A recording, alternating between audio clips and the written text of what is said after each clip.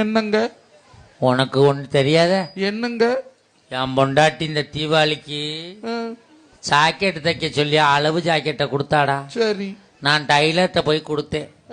Driver அதை பிரிச்சு பார்த்துட்டு 2100 ரூபா கூலி கேக்குறான்டா. எத்தனை ஜாக்கெட்டு? ஒரே ஜாக்கெட்டு. அட பாவியா. ஏன்டா 2100 ரூபாய்ன்னு கேட்டேன்.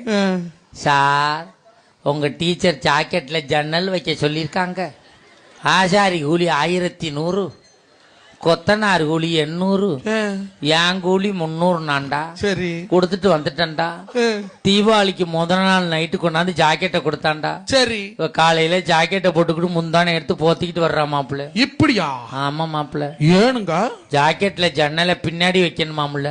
ஏது மாத்திட்டான்டா. என்ன வெட்டிங்க? ஏன்டா அப்படி பண்ணான்னு கேட்டேன். வாஸ்து சாஸ்திரப்படி ஜன்னல் அங்கேதான் இருக்கணும் அப்படிங்கிறான்டா.